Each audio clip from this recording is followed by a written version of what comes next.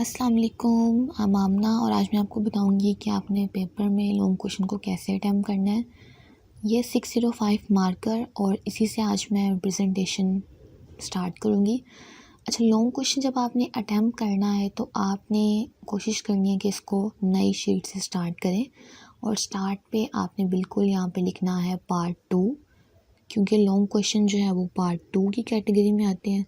वैसे भी अगर आप पेपर में सिर्फ लॉन्ग क्वेश्चन स्टार्ट करें तो आप ऊपर पार्ट 2 ही लिखेंगे। उसके बाद पार्ट 2 लिख लिया, फिर यहाँ पे मैं एक लाइन छोड़ के हेडिंग दूंगी लॉन्ग क्वेश्चंस की कि लॉन्ग क्वेश्चन लिख रहे हैं तो ज़रूरी है कि उसकी यहाँ पे हम हेडिंग दें। इसी तरह से यहाँ पे आ जाएगा क्वेश्चन।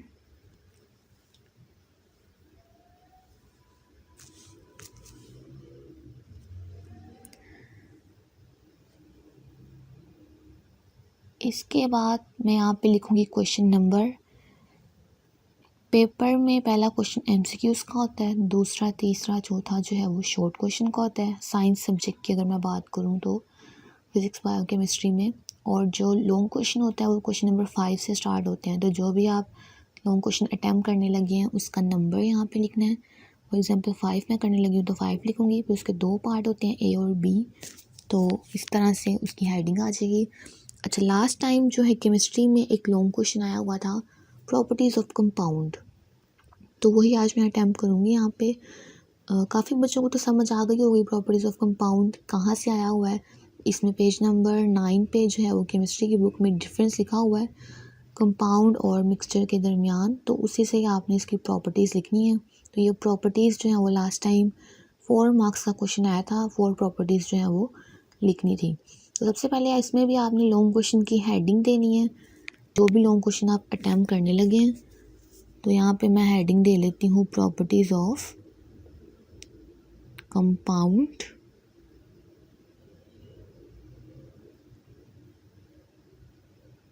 ये आ गया कंपाउंड। अच्छा, इसको अटैम्प्ट करने का जो वे है आपके पास कि एक आप सीधा सीधा यहाँ पे 4 लाइनों में इसकी 4 प्रॉपर्टीज़ लिखते हैं। तो अगर आप ऐसा करेंगे तो कभी भी लगेगा नहीं कि आपने लॉन्ग क्वेश्चन अटैम्प्ट किया हुआ है। तो इसके लिए ज़रूरी है कि आप इसकी सब हेडिंग्स बनाएं, यानी हर प्रॉपर्टी की अलग से हेडिंग बनाएं। तो इस तरह मैं यहाँ पे हेडिंग बनाने लगी हूँ। पहली जो यहाँ पे हमारे पास प्रॉपर्टी है वो कंपोजिशन के बारे में अगर मैं लिख रही हूँ, फिक्स कंपोजिशन के बारे में, कि कंपाउंड में जो है वो फिक्स रेशो होती है बाय मास, तो वही मैं यहाँ पे सब हेडिंग बना रही हूँ और ये 604 मार्कर से इसको मैं लिख रही हूँ। फिक्स कंपोजिशन बाय मास, और इस तरह से मैं लिख लिया। इसकी मैं प्रॉपर्टी भी लिख लूँगी पेन से। कंपाउंड्स में जो है वो फिक्स कंपोजिशन होती है, तो कंपाउंड्स ऑलवेज, यहाँ पे W आना है। ये इस तरह से इसकी मैं जो है वो पूरी प्रॉपर्टी लिख लूँगी। उसके बाद दूसरी मैं प्रॉपर्टी की हेडिंग दूँगी, जो मैं प्रॉपर्टी दूसरी लिखने लगी हूँ। लेट्स सपोज वो है केमिकल फार्मूला के बारे में, कि कंपाउंड को हम किस तरह से रिप्रेजेंट करते हैं, केमिकल फार्मूला से। ठीक है, कंपाउंड का केमिकल फार्मूला होता है जबकि मिक्सचर का नहीं होता। तो दूसरी हेडिंग में बना लेती हूँ केमिकल फार्मूला। और इसकी भी मैं लिख लूँगी प्रॉपर्टी। तीसरी हेडिंग अब बना लेते हैं हम यहाँ पे होमोजीनियस कंपोजिशन की, के कंपाउंड की जो है वो होमोजीनियस कंपोजिशन होते हैं जबकि मिक्सचर में हेट्रोजीनियस भी कंपोजिशन आ जाती है। तो थर्ड इसकी हेडिंग आ जाएगी होमोजीनियस कंपोजिशन।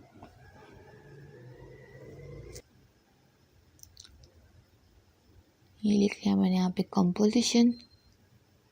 इसी तरह से इसकी भी लिख लेंगे हम प्रॉपर्टी। और लास्ट 4 प्रॉपर्टी हम लिख लेते हैं मेल्टिंग एंड बॉइलिंग पॉइंट की।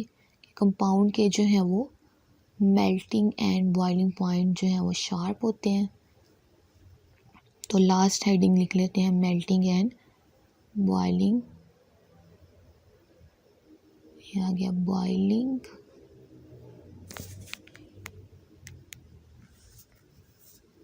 पॉइंट, और इसी तरह से इसकी भी लिख लेंगे कि sharp melting and boiling point है। उसके बाद मैं इसके नीचे लाइन लगा लूँगी इस तरह से, जिस तरह मैंने लास्ट वीडियो में बताया था कि आपने 605 मार्कर कट करके आपने इसकी लाइन लगानी है कि नीचे सब हेडिंग्स के नीचे, और इस तरह से लाइन लगा ली।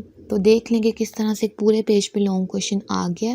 भी मेरा पेज ख़त्म होने वाला था, इसलिए मैंने इसको थोड़ा कंजेस्टेड करके लिख लिया है। आप चाहें तो ये अगले पेज तक भी जा सकते हैं, इसी को लेके जा सकते हैं। तो ये थी आज की वीडियो, होप सो कि आपको अच्छी लगी होगी।